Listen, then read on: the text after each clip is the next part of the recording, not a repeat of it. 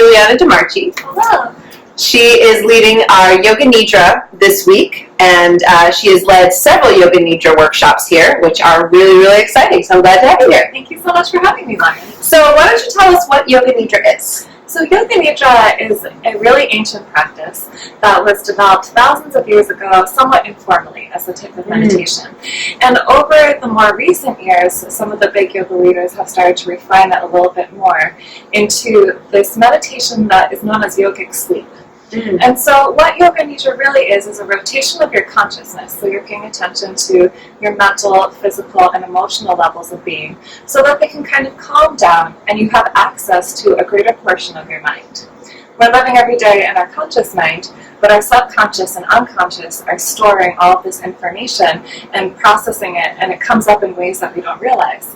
So when we go to this state of rest, deep relaxation and rest in Yoga Nidra, all the unconscious, conscious, and subconscious minds can meet and talk and interact in a really deep way. Right, because it allows like all the chatter and stuff that's in the mind to kind of quiet down, and you can hear all that internal stuff. That's very cool. Yeah. So tell us a little bit about how the practice would unfold if you were to take, if you were to try this. Yeah, so a regular Yoga Nidra practice you can do at home, you can do in your bed or laying on your yoga mat, and you don't necessarily have to do any postures or asanas beforehand. You can start in just a very relaxed state that's comfortable for you, which is also why this is great. Any body type can do this. People who are having some physical distress at the time that maybe have limited mobility can still have all the yoga benefits from this practice because you're just laying comfortably. Nice, I like that. And then you begin to listen to the guided meditation, and it will start to lead you through different parts. So to lay to rest your physical tensions that we all are carrying around in our muscles every day, you do the body scan, and you're kind of going through your body and just acknowledging what's there. And you move from meditation type to meditation. So you do body work, breath work, emotional work, and each of these acknowledges all the tensions in your body and lays them to rest, so that when the time comes to the journey or the visualization, you're at this different level and state of mind. Not everybody remembers all of it, which is completely normal, but you are actually in this in and out of conscious awareness, but always have your unconscious and subconscious around. And so they're listening and understanding and helping you get into a deeper space where you're really in touch with your true self. It's something that we're blocking out all the time when we're listening to all these other signals and things around us. Yeah, we're taking in stimuli and television and all this stuff. Exactly, but by calming all of that down and really listening, we can sit with our true self. And once we understand what that is and what our true desires are and how to acknowledge them, we can start aligning our lives onto a pathway that is just way less tension in general, because we know what we want, we know what our hearts want, and then we find ways to make that happen. Yeah, and I liked what you said about, you may not remember everything, and that's kind of been my experience. And I think one time in a practice you said, like, you'll hear, like, what you need to hear, essentially. Like, you'll take away from this whatever it is that you need. You may not remember the whole meditation, but what you will remember stays with you, and it really does. Yeah, I'm so happy to hear that. Yeah. So I've heard that this can be really helpful also for people with PTSD. I know they've done some studies on that. So what are some of, like, the benefits of this? Why would that be helpful to people? So a lot of the benefits is you can start to get into this practice regularly. You can develop ways to alter your understanding of the world. In patients with PTSD and other issues, they have certain things that are triggering them constantly, these stressors that are showing up every day and really can be traumatic. And by using Yoga Nidra, you can find ways to work into those areas of your mind that are so scary and so traumatic, and then learn how to cope with them there. So that when you start seeing these things occur in your everyday life, you have practiced essentially how to react and how to deal with them. You know how to be safe. You're rewiring your mind. Yeah. It's really interesting. It really is, and it does it in such a safe way because you're not really moving your body. You're just laying there, and you're having this whole intense internal experience. And I don't mean intense like scary, but there's just a lot that's coming up, a lot that's happening. Exactly. And that's also why we always have the inner sanctuary, which is a place that you make that you can go back to at any time you want to during the practice, because sometimes it gets uncomfortable. It brings up things you're not ready to deal with, and that is totally normal and really okay.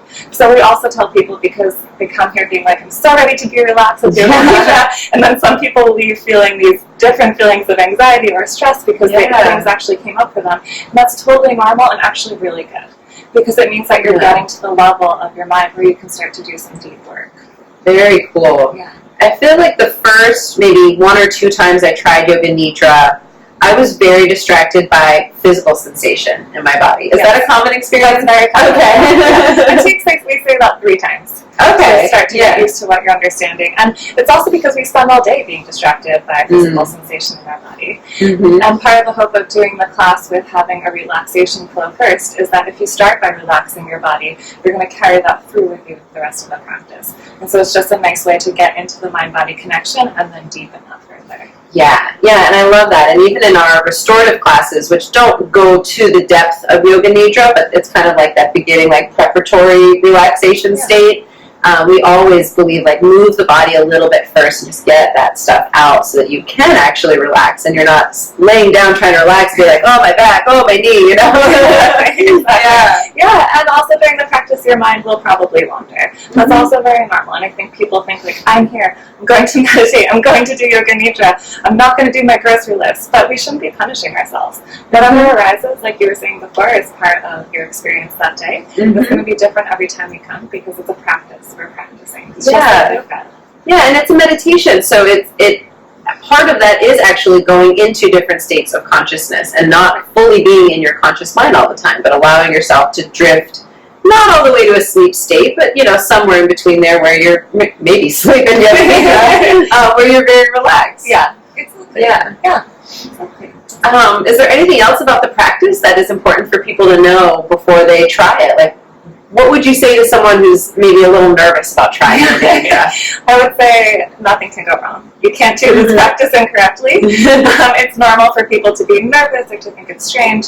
I think a lot of people that I've worked with actually have a higher success starting with this type of meditation because you're moving to different parts of your body, of your mind, of your emotions constantly. And so it's not as difficult as sometimes concentrating on a single point. And so exactly, I think it's actually a really great way to start and get into it, especially if you've been thinking about doing some type of meditation or dipping your toe into it. I think this is the perfect start. Yeah, definitely. I think so too. And it goes hand in hand with a lot of the work we do here at the studio about exploring the inner self and really allowing yourself to connect to that and not separate the mind from the body, the self from the external world, you know? Exactly.